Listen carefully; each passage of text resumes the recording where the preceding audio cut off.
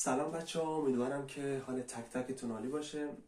من زیاد داد نمیزنم، امیدوارم که صدامو به خوبی بشنوید. ساعت الان 1 شب هستش و چون همخونه این خانواده گفتم که زیاد سر صدا نکنم، ولی امروز گفتم در مورد یه موضوع جالبی صحبت بکنم که خیلی از حالا دوستان به صورت غیر مستقیم از آشناها، حالا دوستان همیشه اینو از من میپرسیدن از زمانی که حالا مهاجرت کردم به اروپا. گفتم توی این ویدیو جواب تمام این سوالات رو بدم. و همچنین من خیلی خوشحالم به خاطر که امروز اولین سابسکرایبر رو گرفتم و اینم یه جوری منو بهم انگیزه داد که بیام ویدیو رو براتون ضبط بکنم. خب میخوایم یکم در مورد این صحبت بکنیم که بهترین شغل توی اروپا چیه.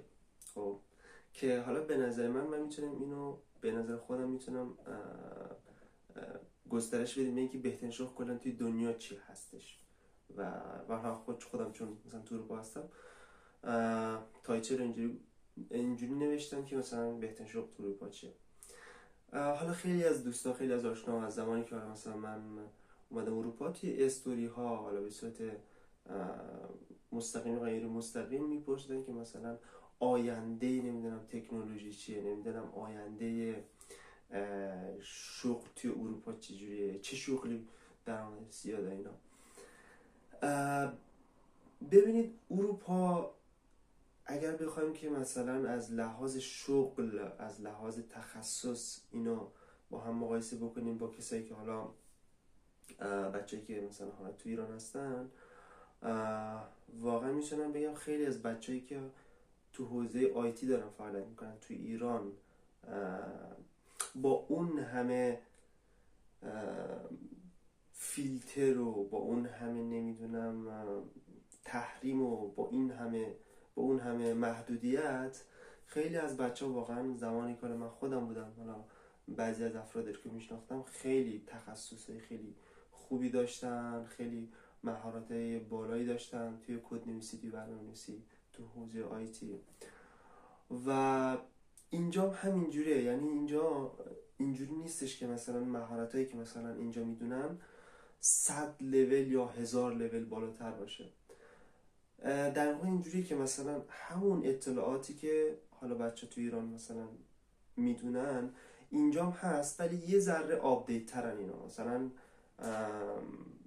نمیخوام بگم مثلا اینجا نمیدونم هیچ فرقی نداره مثلا تو بحث تکنولوژی اینا، نه، خیلی از چیزا اینا خب یه جورای لیدر یا رهبر بازارن، تو خیلی از موارد پیشرفته ترن، مخصوصا تو حوزه آیتی. مثلا هم کشور خود نروژ خیلی کاراش اتوماسیون، اصلا کاغذ بازیش خیلی کمتر نسبت به آلمان و جاهای دیگه.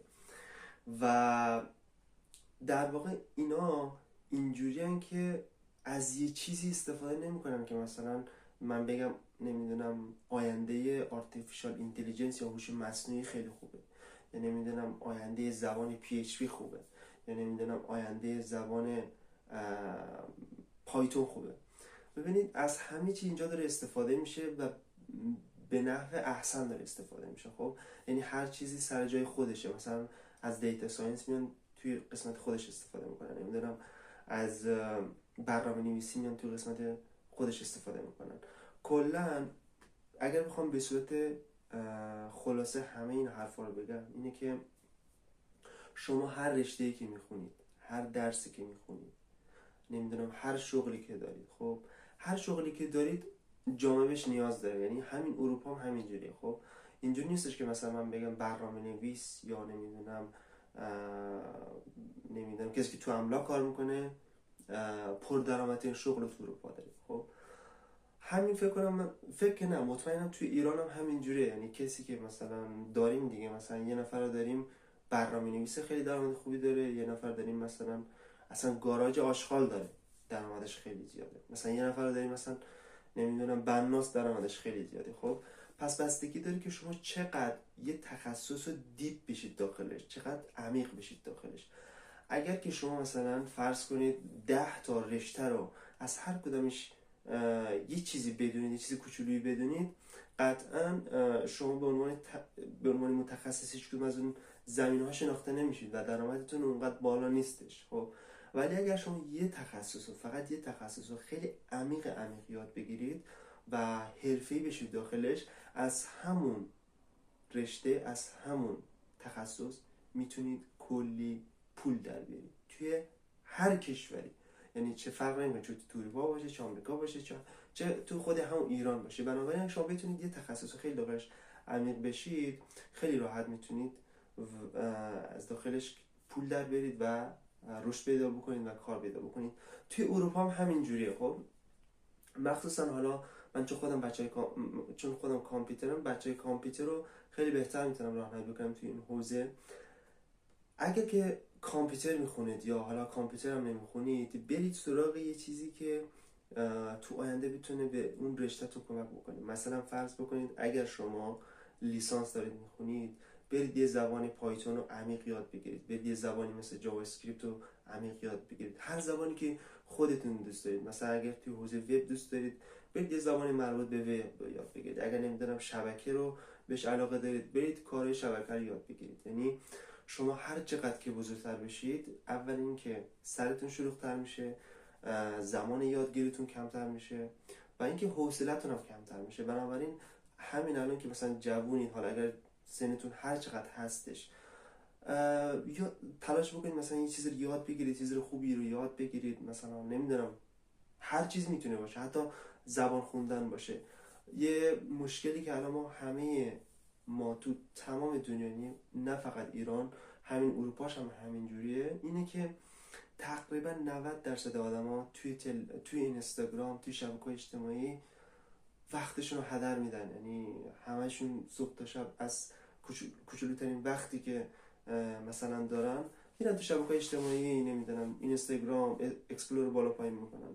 نمیگم مثلا حالا نرید داخل اینستاگرام ازش استفاده نکنید، استفاده بکنید ولی خیلی کم، مدیریت شده. مثلا اینجا همین اروپاش هم من میبینم افرادی مثلا توی باشگاه، حتی توی زمانایی که مثلا میخوان استراحت بکنن، میرن از اینستاگرام استفاده میکنن، مثلا تو اکسپلور میگردن، نمیدونم توی اتوبوس، توی خیلی جاها. حالا میگم اینجا کتاب خوندن رو، نمیدونم اینکه شما بری چیزی یاد بگیری، خیلی بیشتر از ایرانه. کلا مطالعه کردن خیلی بهتر از کشورهای مثل ایران و افغانستان و اینجور چیزاست. خب به خاطر همونه که مثلا اینا نتیجه بهتری میگیرن. ولی در کل میخوام بگم که اینجا خیلی از جوونا، حال دختر پسرا، همشون تو شبکه‌های اجتماعی گم شدن. یعنی صبح تا شب مثلا توی این شبکه‌های اجتماعی میگردن. یعنی اگر شما توی تخصص حرفی باشید، خیلی راحت میتونید 90% افرادی که عمیق نیستن توی اون تخصص ازشون جلو بزنید. یعنی مثلا من به این باور دارم، خیلی از حالا آدمایی که موفق هستن اینو همیشه میگن و من خودم خیلی عمیق بهش باور دارم، اینکه موفقیت شدن توی دور زمانی الان خیلی راحت شده، خیلی راحت شده، به خاطر اینکه 90% آدما دارن وقتشون رو تو شبکه‌های اجتماعی هدر میدن، اصلا تمرکزی روی یه تخصص خاص ندارن، روی یادگیری ندارن و این باعث میشه که مثلا ذهنشون دنبال یادگیری نباشه و زندگیشون هم یک نواخت باشه و پیشرفتی نکنن داخل زندگیشون. بنابراین اگر شما بتونید که برخلاف اون 90% جامعه حرکت بکنید و یه تخصصی رو خوب یاد بگیرید، مثلا برید زبان یاد بگیرید، مثلا نمیدونم داخل اتوبوس وقت خالی دارید، زبان بشین، از اون موبایلتون به جای اینستاگرام بشین چند تا کلمه زبان یاد بگیرید، یا یک کتاب مفید بخونید که اعتماد به نفستون مثلا بهبود بده، نمیدونم احساس ارزشمندیتون رو بهبود بده. و خلاصه از تمام وقتایی که دارید به نفع احسن استفاده بکنید، آخرش مطمئن باشید که نتیجهش رو میبینید.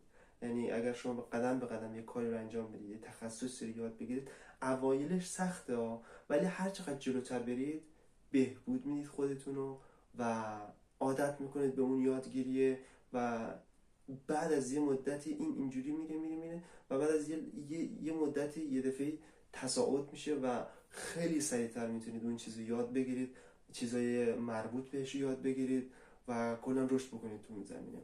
بنابراین بهترین شغل اصلا وجود نداره، نه داخل اروپا، نه داخل ایران، نه داخل دنیا.